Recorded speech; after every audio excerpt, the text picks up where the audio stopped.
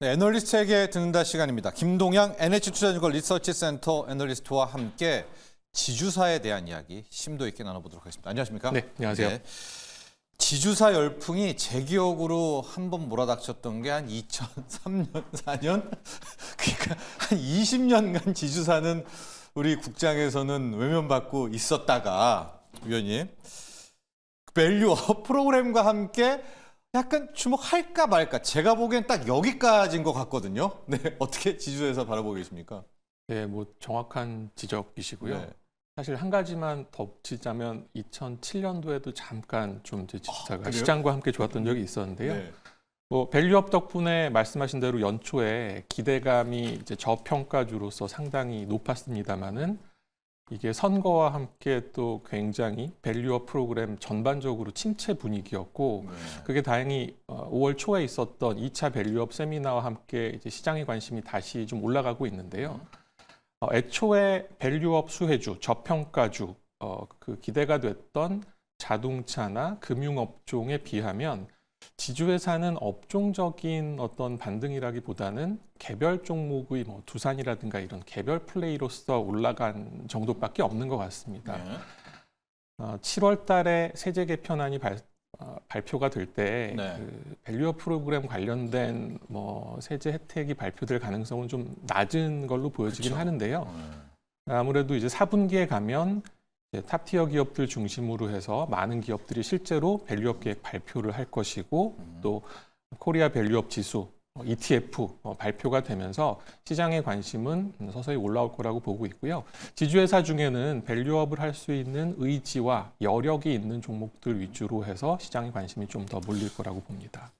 그러니까 우리나라 같은 경우에 지주회사에 절대 프리미엄을 참 안 줍니다. 이게 우리만 그런 건가요? 아니면 세계적인 추세인가요? 우리는 참 안 줘요. 지주회사라는 그런 섹터가 뭐 그렇게 많지 않기 그쵸. 때문에 네. 일반화하기는 쉽지 않은 것 같은데 프리미엄은 고사하고 그냥 디스카운트만 디스카운트라서 조금 더블 줄이면 카운트다 해서. 지금 디스카운트가 굉장히 깊은 상황이기 때문에 요거 개선되는 정도만으로도 상당한 뭐 주가의 상승은 기대할 수 있을 것 같습니다. 밸류업에서 지주회사 쪽을 타깃팅하지 못한다면 이게 좀 답답합니다. 차라리 상법 개정안 같은 걸로 좀 하면 그런 게 우회적으로 좀 도움은 될까요? 국회에서? 그것도 예, 시간이 좀 걸릴 걸릴 것 것 같습니다. 같습니다. 예.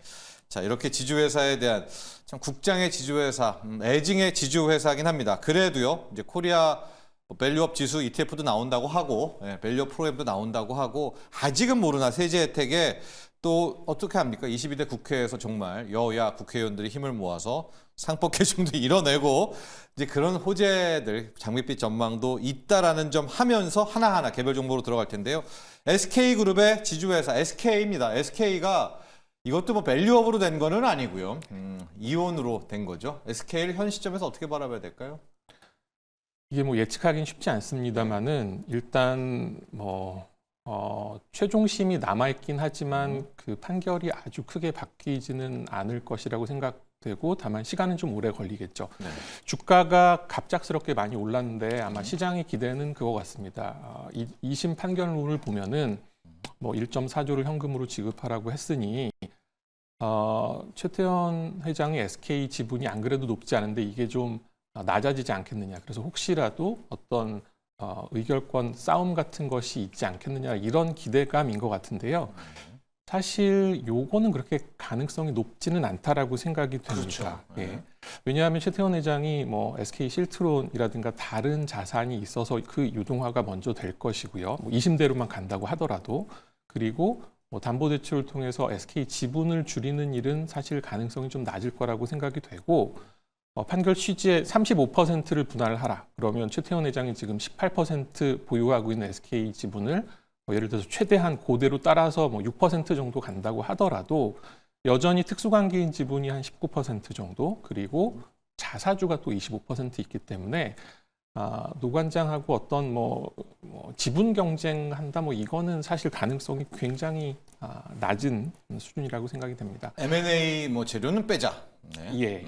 다만 확실한 거는 배당은 그래도 좀 올리지 않겠느냐. 어떤 식으로든 뭔가를 좀 나눠줘야 되는 상황에서 최대 주주를 위해서 SK의 배당은 좀 올라갈 수 있을 것 같습니다. 다만 이게 배당 정책이라는 거가 있고 여태까지 이걸 잘 지켜왔던 상황이기 때문에 네.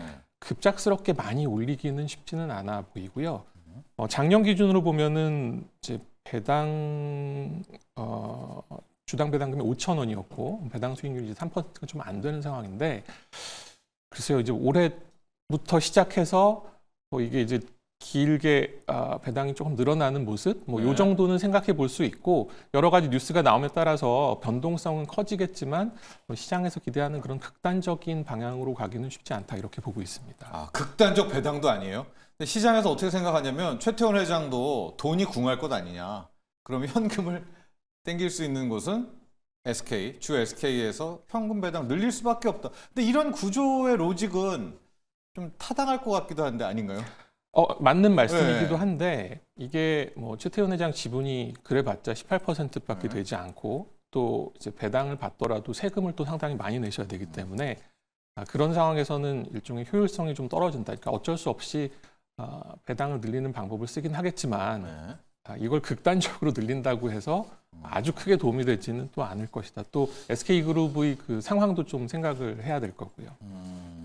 그럼 뭐 주식담보대출도 한계에 왔다고 하고 이게 아직 대법원 판결은 없지만 네. 극적인 뭘 통해서 지분을 오히려 줄 가능성도 있네요. 만약에 대법원 판결이 났다면은 그 돈이라면. 뭐 합의라는 단계가 남아 있는 것 같고요. 네. 이게 그 양측이 서로 뭐 죽자고 싸우는 게 아니라 아니니까. 그 또 자제분들을 위해서 이 뭐 그 SK 그룹을 잘 지키는 방향으로 가지 않을까 생각을 합니다. 그렇습니다. 우리 김동현 애널리스트도 우리가 배당 때문에 막 SK 또 SK 우선주 막 기대감은 크지만 현실적으로 그 돈보다는 아마 지분을 협의를 통해 가지고 넘기는 것이 왜냐하면 여러분 1조 4천억이라는 돈이 어마어마한 현금 아니겠 현금이라면 네. 예 그건 좀 감당하긴 현금으로는 좀 힘들지 않겠는가 그런 것도 노소영 관장 측도 어느 정도 생각은 하고 있겠죠. 예, 유동화에 따른 비용이 워낙에 많이 들 거기 그러니까. 때문에요. 예. 네. 그런 세금이라든가 이런 것도 노 관장 측도 알 테니까 한번 보시죠. 대법원 판결이랑 그 다음 보도록 하고 또 하나의 지주사 두산 한번 보도록 할까요? 두산 쪽들이 요즘에 좀 뭐 두산 에너빌리티, 뭐 퓨어셀, 로보틱스 좀 관심을 받는 것 같습니다. 두산 분석해 볼까요?